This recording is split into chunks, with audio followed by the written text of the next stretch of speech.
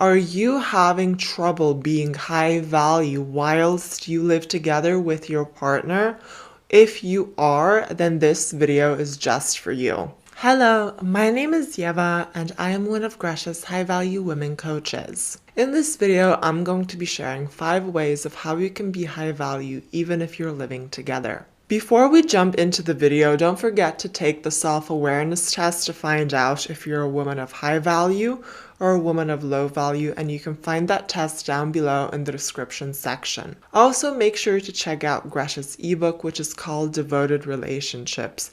In this ebook, she teaches women how to have high value relationships. You can find the link to that down below in the description section also. And if you want to get your hands on a really pretty t-shirt or a hoodie, then go ahead and check out Gresh's online store.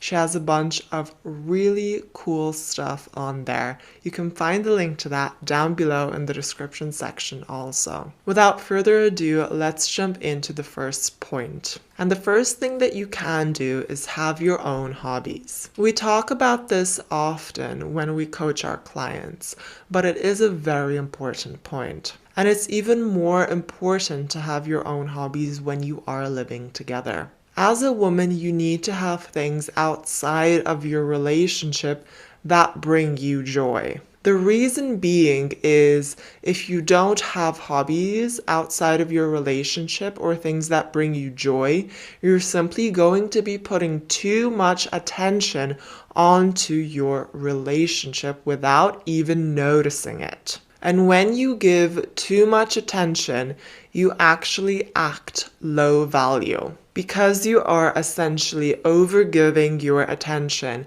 and that will not work well long term. He will simply be very used to him getting so much attention, and he's not going to be appreciating it. This is why you should have good things going on for you outside of your relationship. Examples could be going out with your friends, joining a sports club, going to the gym, educating yourself, going to seminars, etc. It should consist of a couple of things and not just going to the gym once a week. Of course, you should not start being too busy or actually start neglecting your relationship.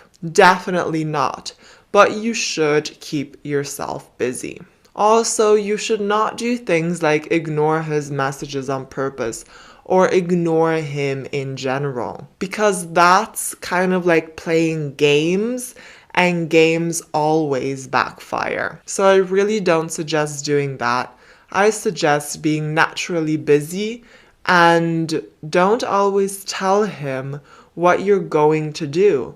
Let him simply ask you what your plans for the day is. And that is perfectly okay to do. My tip number 2 is to set boundaries. It would be best if you would implement boundaries straight away in your relationship. However, in most cases, women don't do that. They don't start implementing boundaries straight away, and they only start implementing boundaries later on in the relationship, or when something has potentially gone really wrong. The reason why it can become tricky to implement boundaries later on in the relationship is because your guy will simply not be used to it and potentially start throwing tantrums himself. And that can get very annoying quickly, and it can potentially lead you to giving up and stopping setting boundaries. However, you still have to continue implementing boundaries even if it's not easy, especially if he's being disrespectful towards you. For example, if he says something really mean or disrespectful, you can simply say, "That wasn't a very nice thing to say," or "I don't appreciate you saying that." Or if he's not chipping around in the house and you ask him to do something and he says that he's going to do it but he doesn't, then you can just say like, "Oh, I thought you were a man of your word." These are simply a couple of examples, but being high value does have a lot to do with setting boundaries. And boundaries don't have to be mean, but they do have to be set. Men actually really do love women who can set boundaries, simply because this shows a lot of self-respect, and men love women who respect themselves and their time. So even if he may not be listening or not really taking the new boundaries on board, he will still have more respect for you if you do start implementing boundaries, especially if you set them in an emotionally controlled way. And Greta has a great video on setting boundaries, and you can find that on her website. The link to that is down below in the description section. Make sure you check out her boundaries video. My third tip is to not mother him, especially not around the house if you're living together. A lot of women tend to mother their partners or husbands when they move in together. And so we have to be very careful not to do this. A lot of women pick up after their boyfriends, nurture them, over-nurture them, overgive, and overcare. Some women cook separate meals for their boyfriends, lay out their clothes on the bed, and really treat them as though they're children. And this is mothering, and this is low value behavior if you are doing this towards your partner. With that being said, there is one huge aspect that I really do want to mention, and it's a very important one whilst living together. And this comes down to how much you work and how much he works. If you both work full time, let's say you both have a 40-hour week, and you as the woman are additionally doing the cooking and cleaning completely by yourself, that is simply not fair. However, if you as a woman are working, for example, 30 hours a week and he is working 40 hours a week and you are doing the cooking and cleaning, then it is actually fair because you have 10 hours of the week kind of you have more time, right? You have more time because you work less. So you do pitch in much more around the house than he does, simply because you have more time, and then it's fair. But you do have to make sure that you adjust it to your own personal relationship and what works best for you.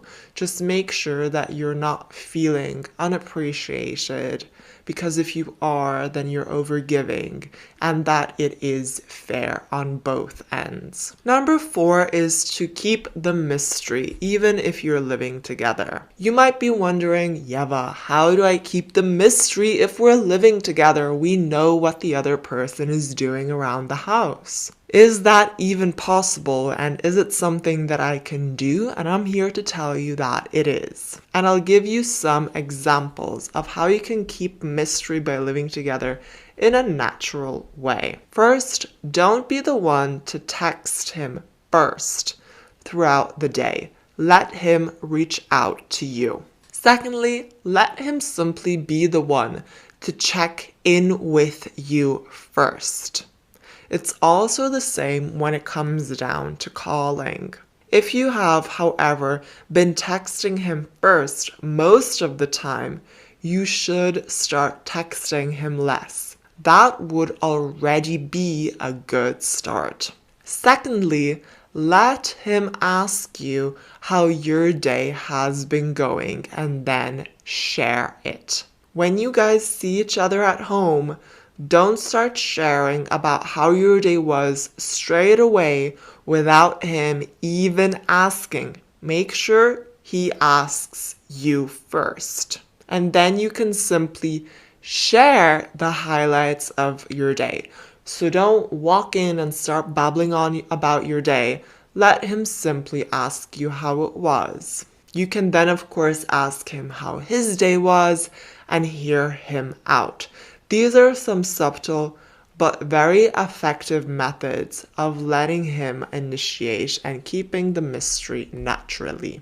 My fifth tip is that you don't have to be around each other all the time. Make sure that you give your guy space and independence. For example, if he literally just got home from work and he wants to play his game, he wants to play PlayStation, then let him do that. If you don't want to watch him play, and if you don't want to play with him on the PlayStation, which most women don't want to, and they're not interested in it, at least most girls are definitely not, you simply go into the other room and do your own thing, whatever that might be, whether that's reading a book, watching YouTube videos, watching a movie, doing your nails, whatever you want. He will eventually notice that you are not going into the room where he is, and he will come looking for you.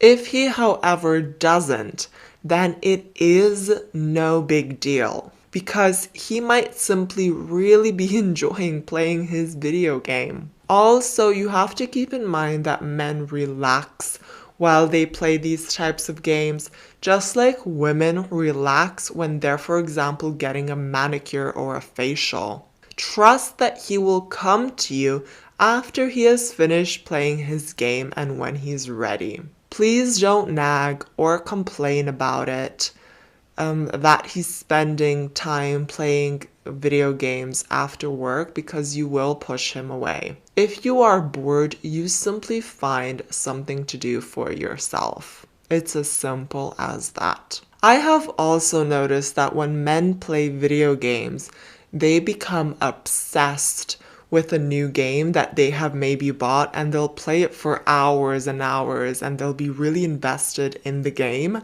And then when the game's finished, they'll kind of take a break from it and not really play PlayStation for a while until they get a new game again, and then be really invested and excited about it.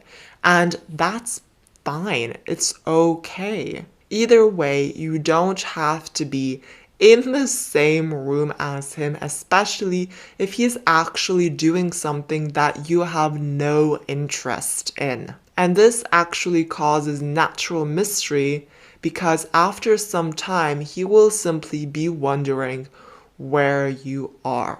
And men really do relax their stress levels by playing these types of video games. They're in their cave while they're doing that, and that is okay, and you should allow him to do that. If you haven't already, make sure that you subscribe to Greta's YouTube channel down below and click the bell button to be notified whenever she uploads a brand new video. If you liked this video, give me a thumbs up and let me know what you enjoyed most in the comment section down below. I always read through it. If you haven't, then make sure that you join Greta's free high-value women's school, where she teaches women how to bring out the best in their men. You can find the link to that in the description section down below of this video. And if you would like to know how to get him to fall for you via text, games men play on women and how to handle them, how to get your ex back, how to set boundaries, or maybe you have a hobby that you really enjoy and you want to make it into an online business and you don't know how and you need help with that, well, Greta has a course on how to make your hobby into an online business, and you can find the link to that down below in the description section. Go ahead and have a look at that. Also, if you want to know how to be high value from A to Z, well, then Greta has a course on that as well. It's called the High Value Woman course, where she teaches women how to do just that.